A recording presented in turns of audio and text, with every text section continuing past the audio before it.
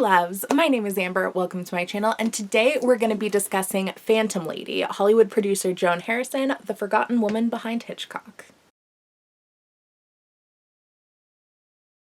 As a brief disclaimer, I did want to note that while this video is not monetarily sponsored, I did receive this copy of the book from the organization Books Forward in order to review and feature on my social channels. The book is written by Christina Lane and is categorized as biographical and film, as it is a biographical account of Joan Harrison and also chronicles her contributions to the Hollywood and film industries. Before we get too far into the review, I did want to mention a few content warnings that do relate to the book, including mentions of media depictions of death and suicide, and mentions of Alfred Hitchcock's predatory behavior, including assault. And we do have a bit more to go into when it comes to that particular topic, but we'll definitely get there. Now, I will be filming this review with the assumption that you are at least vaguely familiar with Alfred Hitchcock as a person. He was a producer and film director that is very, very infamous for the films that he produced, particularly in the horror and thriller genres when it was first breaking out. For example, like he's the one who directed Psycho, which is probably his most influential contribution to the genre. He also produced works like The Birds and things like that. But in recent years, it has also come out that he was very, very predatory with a lot of the women that he worked with and has been accused of assault. So while we can definitely appreciate the contributions to the genre that he made, we're definitely not supporting him as a person on this channel. But the book definitely operates with the assumption that you are familiar with who he is. Even if you're not, it definitely goes into some of his work, so you're able to get a sense for it. Like, even if you're not a fan of him or like have no idea who he is, you'd still be able to follow this book fairly well. I just definitely think that it would be like a more beneficial read to those who are familiar with his work. And especially if you are familiar with Joan Harrison, obviously that is the primary person that the book does focus on, but they do definitely use the selling point that she was Hitchcock's right-hand woman, and that is a very, very large point of the book. So it's definitely more beneficial if you are familiar with Hitchcock. Before going even more into the book, I do want to touch upon the concept of what a producer is, because I feel like if you're not somebody who has much knowledge about the film industry, that term producer is kind of just like, I don't know what that means. And granted, it is a very, very loose term that is used within the industry because it can relate to so many different things. But in general, traditionally, like a primary producer is somebody who has their hand kind of involved in every aspect of a film's production, hence the term producer. They are some of the top people in charge of producing the actual film or television series. So often they have a hand in choosing the scripts, sometimes writing the scripts, doing rewrites. They often have a hand in casting and crew hiring. A lot of the times they have a lot of artistic direction, similarly to directors of a set. They're very often either are also the director of a piece of media, or they're in very close collaboration with directors. They often have somewhat control, or at least some say in how the piece of media is edited and distributed and things like that. Obviously, there's a ton of politics that are, you know, behind the scenes of films, and it's not always that easy, but that kind of just gives you a little bit of a sense of what a producer means, particularly in Harrison's sense. Harrison was definitely very much somebody who was very heavily involved in the entire process as much as she was able to be. So that way you guys kind of get an idea of who she is and what they're trying to explain and convey. And they definitely, like, throughout the book go into very specific detail about it as well, so you get an even better idea. But for those of you who may be watching this video who weren't already aware, now you have a little bit of an idea of who we're talking about. So essentially, the book is a biography of Harrison with a lot of the elements behind it about how she worked very closely with Alfred Hitchcock, and they want her to be recognized as the forgotten person behind his work. But at the end of the day, the book is about Harrison. So the book chronicles Harrison's personal and professional lives, from her upraising and her family background to her first steps into the world of Hollywood and taking it over with Hitchcock, to her period of time branching out and creating her own niche of dark femme-focused noir films, before returning to Hitchcock to help create and carry on his brand through the Alfred Hitchcock television shows, which is effectively where she kind of finished out her career. The book lightly touches upon the alleged queerness of Harrison. While she did have several relationships with men throughout her history as a producer, she also allegedly had some relationships with women, and some of her film are speculated to have a bit of queer elements and undertones to them, which was a little bit more scandalous at the time, considering she was alive from 1907 to 1994, and a lot of her work was very heavily prevalent throughout the 30s, the 40s, and the 50s. So that definitely gives you a little bit of an idea of the particular time and how important it was for a woman to have had so much power in the film industry at this point in time. Like, unheard of, just about. Like, she is definitely a pioneer of the film industry, especially in noir and, you know, darker genres. And I had literally never heard of her before. Before this book, before I was requested to review this book, I had never heard of Joan Harrison, had no idea who she was. I had no idea about most of the films that she had worked on. You know, a few are some more recognizable ones, especially if you're more of a fan of the noir genre and older films. But as a person, I definitely am very into, you know, darker and more horror-themed kind of things. And I still had never heard of her. And I think that that's such a disservice to so many people who have this potential of, like, looking up to her and her being a role model. But she's kind of just been erased in history. And a lot of her work, it's discussed in the book, isn't properly credited. She's either uncredited in a lot of works, or the credit that she did receive wasn't exactly in line with what she did. But because of, you know, the behind-the-scenes film politics, honestly, the industry is so riddled with bullshit.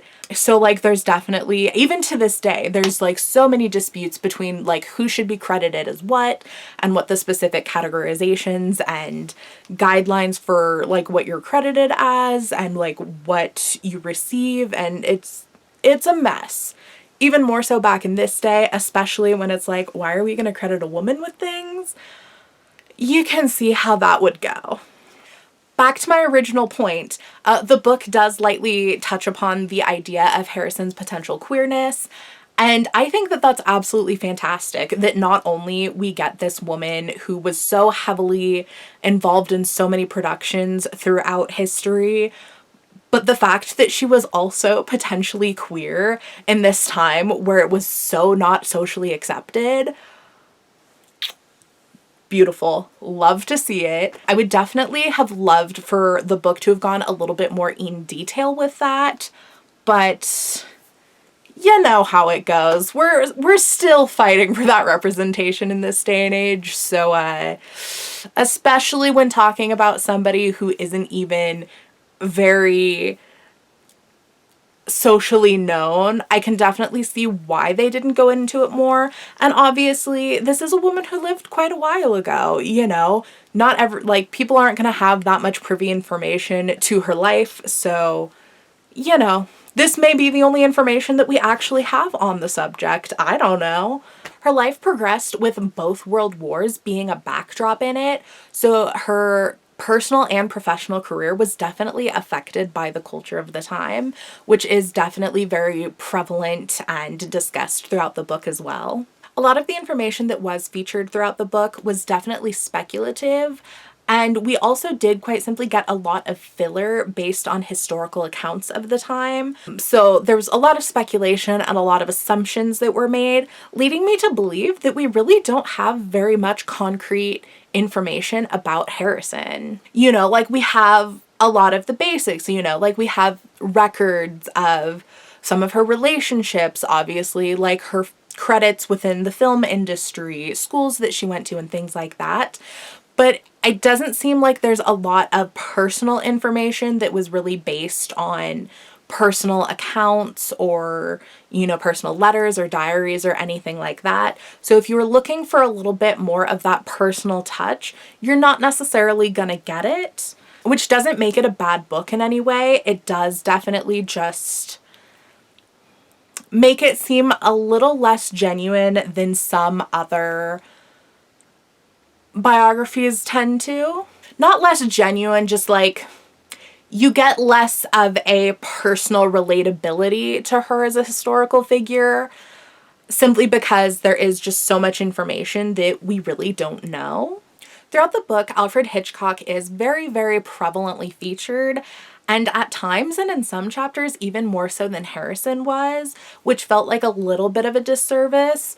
But unfortunately, a lot of what we know about Harrison is in relation to her relationship with the Hitchcocks, both Alfred and his wife. You know, allegedly, like, Harrison was essentially adopted into their family and was so close as a person that they were very often all associated with each other because they spent most of their time together for a period of years.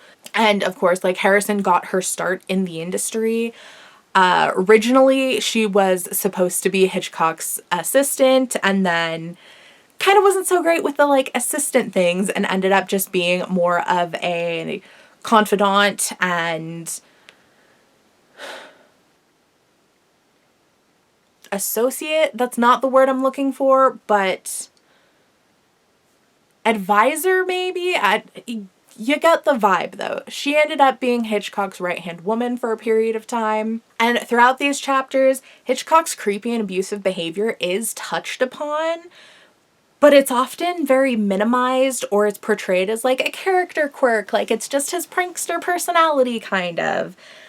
And it does definitely leave a bit of an uncomfortable air throughout the book, especially like when it's mentioned a lot of the times. If they're like discussing like creepy and weird shit that Alfred Hitchcock does, it'll be like, oh, but Joan would have never fallen for it, or Joan wouldn't have put up with it, and a lot of things that are definitely once speculative, because we have absolutely no idea about the specific inner workings of their relationship. But two, it just feels kind of like victim blaming, like, oh, you know, there are all these women who have, you know, reported being incredibly uncomfortable with Hitchcock and have reported being assaulted by him, but like Joan wouldn't have put up with it. It just felt very, very uncomfortable. And while that wasn't a primary focus within the book, it definitely left a bad taste in my mouth while reading it at certain points. And it makes it even more uncomfortable because in the later chapters of the book, there is a studio executive who is mentioned to have been known to sexually harass women. And so it almost makes it feel like the author kind of specifically chose to minimize Hitchcock's actions for the sake of the book, or potentially for the sake of, you know, Hitchcock being a personal role model, influencer, influence, that kind of thing, which is definitely something that I've seen other people do. Like, other people will fully like condemn people for the same things that they'll excuse in others, depending on their own personal relationship and opinion of the people before said events are known about. And it's just kind of icky. I'm like, all right, so clearly you know that, like, I wasn't the biggest fan, and while that's definitely not a huge or primary focus throughout the book, I feel like it's a bit of a disservice to Harrison as a woman and as, you know, to all of these potential people who could be reading this book. Unfortunately, that's something that could be very upsetting to a lot of readers and that could ruin the experience for some readers, which I think is a huge disservice because we already don't have that much recognition and information available about Harrison. So the fact that we're tainting what is available with, like, questionable writing tactics, don't love that. Like, it's not to the point where I would completely condemn the book, but just want any potential readers to be aware of that, to go into it knowing that sexual harassment is definitely touched upon and at times kind of minimized. So, don't love it, but unfortunately, this is the culture that we're living in at the moment, which is so very distressing, but a conversation for another day. The book also goes into very vast detail about the specifics of Harrison's work, which makes it very, very easy for you to read the book without having any prior information about Harrison, because it gives you all the information that you could possibly need, but it spoils the work for you. So if you have an interest in seeing the twist endings and this like specific noir aesthetic that she created throughout her career, I would definitely suggest looking into some of those first before reading. But if you have no genuine interest in checking out her work or don't mind the spoilers, then you can definitely like read the book easily without having any idea who Joan Harrison was before reading it. Overall, I did think that the book was fairly well written and it was easy enough to get through and read, especially like as somebody who didn't have any prior knowledge about the producer. I was able to follow the book perfectly. There weren't any points where I felt like I was missing out for not having known who she was prior to that or anything. So I think this is an absolutely fantastic resource to anybody who's already a fan of her work and wants to know more about her life, or to people who are interested in the film noir genre and want to know more about that, because she had such a large role in creating the genre, or to anybody who's just interested in the history of film or just enjoys biographies. I think that this is a really, really good reading option for a lot of different people, just as long as you are aware of what exactly you're getting into with some of the content that is featured throughout the book. But anyways, thank you guys so much for watching. I had a blast hanging out with y'all. Peace.